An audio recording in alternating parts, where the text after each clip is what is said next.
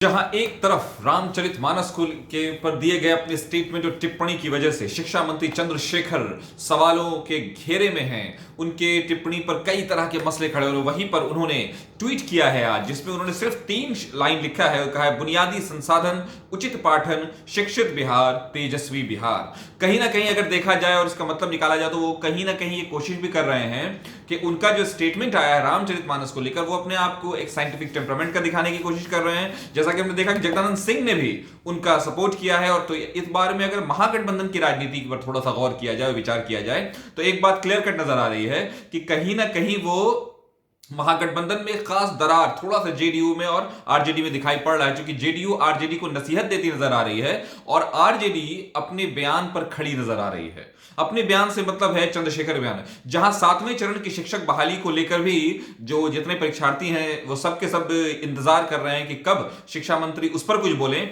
वहीं पर वो अचानक कहते हैं कि जो दूसरी खबर आई है कि सारे वो जो स्कूल, हर जिले में उन स्कूल्स को सिलेक्ट किया जाएगा जिनके पास इंफ्रास्ट्रक्चर यानी आधारभूत संरचना के नाम पर रिसोर्सेज है, संसाधन है, उन स्कूल का चयन किया जाएगा। और उसके बाद एम सिन्हा इंस्टीट्यूट जो है, जो बहुत ही फेमस और बहुत प्रसिद्ध है अपनी कंट्रीब्यूशन के लिए, योगदान के लिए, तो उसके जो सोशल साइंस के विभाग अध्यक्ष हैं डॉक्टर हबीबुल्लाह अंसारी, वो ये काम करेंगे कि उनकी ये ड्यूटी होगी कि जितने भी ये स्कूल हैं उसमें सर्वे होगा, उस सर्वे में एक रिपोर्ट बनेगी और वो शिक्षा विभाग को और बिहार सरकार दोनों को वो रिपोर्ट भेजेंगे। यानी एक तरफ जहां शिक्षक अपनी बहाली का इंतजार कर रहे हैं, जहां शिक्षक मंत्री से उम्मीद किया, वहीं वो दूसरी तरफ ये भी बता रहे हैं कि नहीं, पठन पाठन उतना ही जरूरी है, शिक्षक की बहाली अगर जरूरी है, अगर वो रोजगार के मद्देनजर जरूरी है, तो इसके मद्देनजर भी जरूरी है कि उनके पढ़ाने की क्षमता क्या है। चूंकि वो क्या लिख रहे हैं, शिक्षित बिहार। अब आइए एक और सेंटेंस, वो लास्ट में लिखते हैं तेजस्वी बिहार। तेजस्वी जिसका वो एक यथार्थ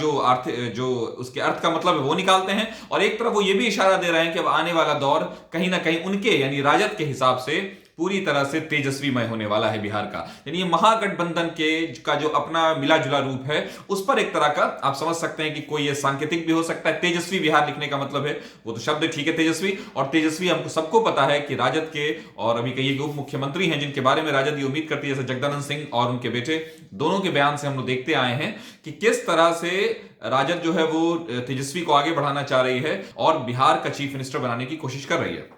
इन सारे बयानात को अगर हम एक साथ जोड़ें तो इससे एक बात तो क्लियर हो जाती है कि शिक्षा मंत्री चंद्रशेखर का बयान जो रामचरितमानस पर आया, उसको लेकर जो ऊहापोह मचा, जो राज्य में राजनीतिक जितनी गतिविधियां फैली, वो सब मामले। और दूसरी तरफ हमने ये देखा कि जब वो उन पर, जब उन्होंने ये भी कहा कि मैं कोई माफी नहीं मांगूंगा, फिर उन्होंने ये भी कहा कि मैं बिल्कुल अपनी बात पे अड़ी हूं। और दूसरा चीज जो वो कह रहे थे, दूसरी चीज उन्होंने क्या बोला, शिक्षित बिहार। शिक्षित बिहार से वो कहीं ना कहीं ये बताने की कोशिश कर रहे हैं कि अगर हम शिक्षित नहीं होंगे तो हम इन्हीं सब दकियानूसी चीजों पर, उनके ये कहने का मतलब जा रहा है कहीं ना कहीं कि वो धर्म के मामले में ये बोलते नजर आ रहे हैं। क्योंकि जैसा कि हम देखेंगे कि उन्होंने खुद भी ये देखा कि उनके बयान पर जो उहापोह मचा, विपक्ष आ गई आमने सामने, थोड़ा देर के लिए ये भी देखा गया कि महागठबंधन इस पर क्या रुख अपनाती है, जो भी रहा हो, लेकिन वो अपने बयान पर वही अडिग हैं। उन्होंने कहा कि मेरा ये बयान है और मैं साइंटिफिक टेम्परामेंट क्रिएट करना चाहता हूं बिहार के लोगों में। क्योंकि इससे यही पता चल रहा है, जैसा कि उनके बयान से, उनकी ट्वीट से पता चल रहा है, शिक्षित बिहार, शिक्षित से मतलब ही होता है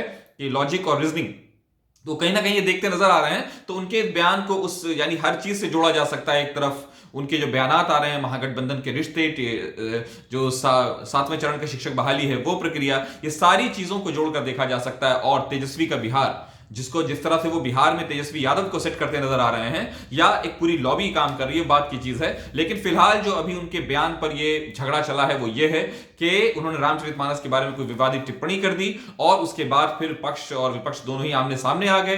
कुछ उनके डिफेंस में आए और कुछ उनके खिलाफ आए। भाजपा जो विपक्ष की अभी मेन घटक है, उसने भी अपनी तरफ से बोलना शुरू किया। इस तरह से चीजें राजनीति में और गर्माती चली गई। लेकिन मसला जो भी है वो ये है कि फिलहाल अभी चंद्रशेखर का जो आज ट्वीट आया है वो ये है कि उन्होंने कहा कि हम शिक्षित बिहार, उचित पाठन वाला, बेहतर संसाधन वाला बिहार, इसके लिए सर्वे होगी और पूरे के पूरा शिक्षा मंत्रालय जो है वो इस पर काम करेगा। यानी कि एक तरह से शिक्षक जो शिक्षा मंत्री हैं चंद्रशेखर, वो अपने आप को फिलहाल ये दिखाने की कोशिश कर रहे हैं कि वो एक बहुत ही साइंटिफिक और जागे हुए इंसान है। लेकिन अभी जो लोग, जो परीक्षार्थी इंतजार कर रहे हैं 7वें चरण की बहाली का, उनके लिए इस ट्वीट में कुछ भी नहीं है। अगर आप उल्टा ये ध्यान दें तो वो क्या है कि उचित पाठन, यानी वो ये बता रहे हैं कि जो टीचर हैं उनको पढ़ाने पर ज्यादा जोर देना चाहिए। यानी कि शिक्षक को शिक्षा को सिर्फ एक रोजगार नहीं समझना चाहिए।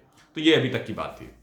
इससे आगे चलकर फिर कोई उनका ट्वीट आता है या कोई इसमें अपडेट होते हैं तो हम आपके सामने लाते रहेंगे। अगर आप हमारे चैनल को यूट्यूब पर देख रहे हैं तो इसको सब्सक्राइब कीजिए आप हमारे चैनल को, और अगर फेसबुक पेज पर देख रहे हैं तो हमारे पेज को लाइक कीजिए और फीडबैक जरूर दीजिए अपने हमारे कमेंट सेक्शन में। हम खबरों की झड़ियां आपके सामने लगाते रहेंगे। तो खबरों से बाखबर रहने के लिए बने रहिए कशिश न्यूज पर। हम आपके सामने ऐसी ही खबरें लाते रहेंगे।